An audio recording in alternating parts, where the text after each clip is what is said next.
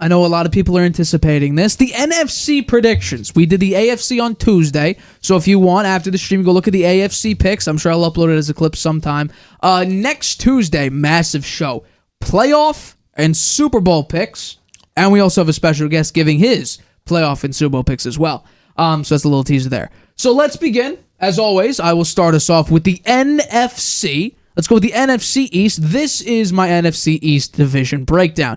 Eagles, Cowboys, Commanders, Giants. So I do think that the pattern will repeat again of having not having the same division winner back-to-back years. Philly, they made some pretty big acquisitions in the offseason. Added Bryce Hoff, Saquon, Devin White, C.J. Gardner-Johnson, drafted Cooper DeJean, and also got Quinion Mitchell, which, by the way, getting two high second round or middle to the end of the first round cornerbacks in the same draft, that's very impressive to do. They're trying to fix the Darius Slay and James Bradbury complete mishap, which broke down that defense last year. It was not good towards the end of the year, that Philadelphia secondary. They're trying to reinforce that with Cooper DeJean and also Quinion Mitchell. This team's going to be good. Now, yes, you lost Jason Kelce off the center for the Philadelphia Eagles, but Cam Jurgens is definitely a pretty decent replacement to replace Jason Kelce. Your offensive line, though, besides Kelce, is still there. I think a lot of people would say that Saquon is an upgrade over DeAndre Swift. But think about this. Dallas Goedert's there. A.J. Brown's there. You also have, Devontae Smith. You have a structured offense that looks very good. Now, it's all about coaching. It's all about coaching. Shane Steichen did wonders for Herbert and wonders for Hurts. When he left, things went to hell. Things looked ugly. The last 6 or 7 games, 1 win and an ugly loss in the playoffs to Baker Mayfield and the Tampa Bay Buccaneers. You made Baker Mayfield look like a guy who should be making $45 million a year. That's just the case. The Cowboys. Let's go to the Cowboys now. Their offseason, snooze fest. Ezekiel Elliott. That's basically the biggest addition that you made. And also, you did sign Dalvin Cook, but Dalvin Cook hasn't been good in like 2-3 years. Just ask the Jets how he performed.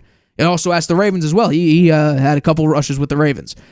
But the good thing is you got the CD extension done. No more holdout. But next, it's all up to Dak and Mike. And Dak had actually an interesting quote recently about how he no longer listens to Jerry Jones on during his media interviews because there's not really much there. He's not putting a lot of weight into it. Taking a shot at your owner, as well as thinking about the future.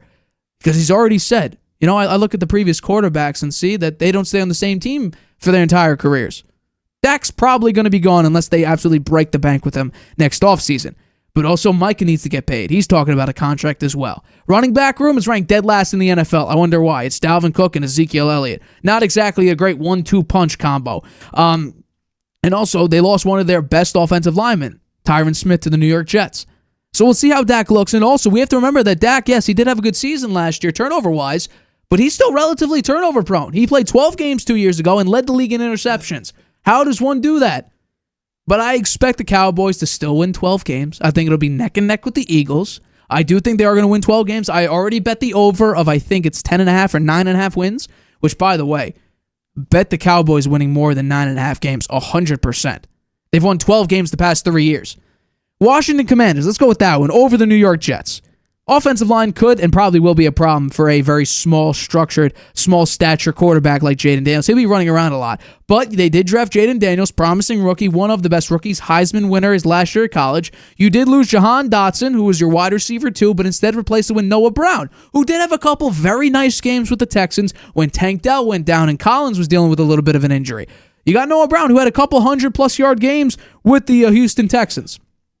But they rank in the bottom 10 in basically every position. Every single position the Commanders are just god-awful in. But there is one team that when the positions that matter the most is surprisingly and somehow worse than the Washington Commanders, and that is the New York Football Giants, who Daniel Jones is their starting quarterback, who they overpaid for. I mean, today's market you say not really, but just based on performance, and you look at the contracts around him, how he performs compared to the other quarterbacks around that contract structure, yeah, I would say it's pretty bad. But he's already in midseason form. We already saw 2 bad interceptions in the preseason, which didn't look that great. But you did draft Malik Neighbors, who is arguably I wouldn't even say arguably, he is the best wide receiver Daniel Jones has ever had since coming into the league. But their offensive line is a complete experiment. We saw Evan Neal get an opportunity, and he literally sidestepped, and it's like a doorman holding the door open for a defender to run by and take the head off the quarterback.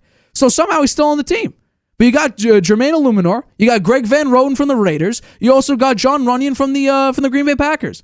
John Michael Schmitz, I believe his name is. He was the lowest graded center in the NFL. That needs to improve. Andrew Thomas, though, was one of the best offensive linemen last year, offensive tackles in the league last year. But think about this. Their defense, right? People are raving about how it's going to be Dexter Lawrence. It's also going to be Brian Burns. Yeah, what about the secondary? It's filled with young guys, rookies, and they're also ranked dead last because they're unproven. We haven't seen a lot of these guys. You have a brand new safety. You lost Xavier McKinney, who is hands down your best safety, your best defensive back. You also got Banks as well. Drafted him a couple of years ago, or maybe last year, excuse me, if I got that wrong, recently. But you have a brand new guy in Newbin who's a brand new safety. We don't know what he looks like. Yes, he could be promising, and you could read a scouting report that looks good. I read a scouting report on a couple guys. I'm getting hate for it reading it, because apparently I'm wrong. But regardless, I think ultimately it comes down to what do you have around you. Daniel Jones has the 31st best running back room in the NFL. Saquon was the biggest part of their explosive offense, and I'm not even calling it an explosive offense, was the best part of their offense. That great year where Dan Jones had a lot of success, yeah, he was the main cause of that. Look at the rushing numbers when Saquon rushes for, I think, 50 or more yards compared to when he doesn't. Daniel Jones is a completely different quarterback. The numbers don't lie. They simply don't. So that's my NFC East. Let's go over to the NFC North. I got the Detroit Lions, Green Bay Packers, Bears, and Vikings. And by the way, it's not a lot changing here. There really isn't. So let's take a look at each of these teams. I think, really, the Lions, I'm going to give a little hint here. They're going to be very good. This is a revenge year for Dan Take the Gamble Campbell. That's exactly what's going to happen. They are out to avenge themselves for what happened in the playoff debacle in the championship game against the 49ers, where their defense completely plummeted off the face of the earth after crushing the 49ers in that first half.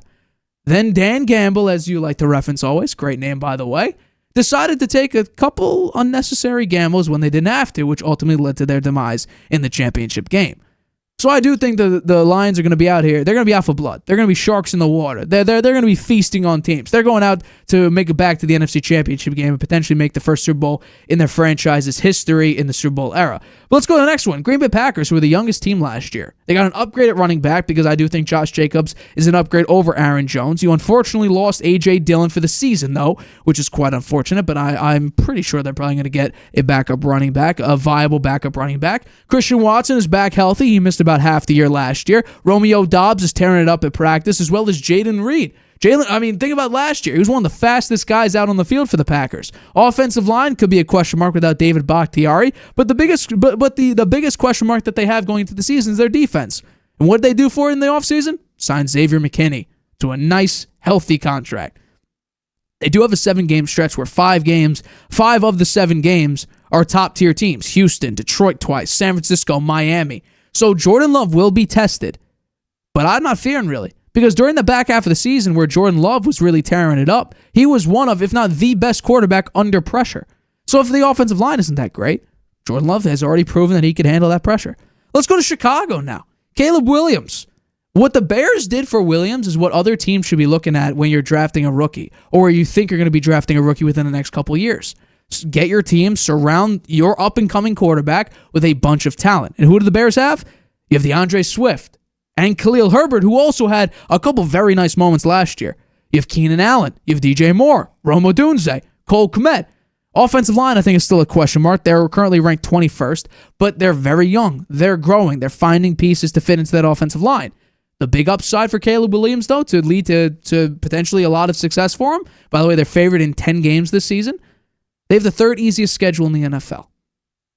How can you ask for anything more perfect for a rookie quarterback who is supposedly the next Patrick Mahomes? You built up your team very, very well, and you have one of the best rookie quarterbacks that apparently we've seen in a very, very long time. And finally, Minnesota. Sam Darnold is your starting quarterback. That's not great. You lost Danielle Hunter. You lost Davenport. You lost Wanham. Your front seven's ranked 25th. Yes, I know you did draft Dallas Turner, but still, your front seven is ranked 25th. Your running back room, 21st, and that's with Aaron Jones. So I don't think that he'll get a lot of help. He'll need to really rely on TJ Hawkinson, who won't be there until maybe Christmas. You have Justin Jefferson, though. You do have Jordan Addison. They have a couple very nice pieces, but their defense has historically been their Achilles heel when it comes to season success. And also, it kind of sucks for Sam Darnold trying to revive his career. They have the 5th hardest schedule in the NFL this season. Not exactly set up for a great amount of success. All right, let's go over to the NFC South. I got Falcons, Buccaneers, Saints, Panthers. Again, no changes. And honestly, let's bring up both divisions because it's the exact same as my preseason predictions. The Falcons, they're the best team in the division, absolutely. I think the Buccaneers, Baker Mayfield, I don't think he'll exactly repeat what he did last year, but it'll be good enough. The Saints just lost Michael Thomas for game 1, and I think Derek Carr, I was wrong about Derek Carr. He was pretty good with he was okay with the Las Vegas Raiders, but on the Saints, it's like, the hell are you doing? I think it could be time for a head coaching change. And the Carolina Panthers, Dave Canales is reworking Bryce Young. How good will he be? I'm not sure. I'm not putting, you have him as the biggest bounce quarterback in the NFL for this upcoming season, but I don't think he's going to be all that great. So that's my NFC South. And finally, the NFC West, 49ers, Rams, Seahawks, Cardinals. I don't think there's a lot of things to be said about this. Cardinals are probably hands down the worst team in that division. Kyler Murray didn't have a great time coming back from an injury, but he was coming back from an ACL injury, so who knows what he'll be with Marvin Harrison now. We'll have to wait and see. The Seahawks lost a couple big pieces. Lost the league leader in tackles in Bobby Wagner. Their secondary, even with Reek Wallen and even with Devin Witherspoon, still a bottom 10 defensive back group in the NFL.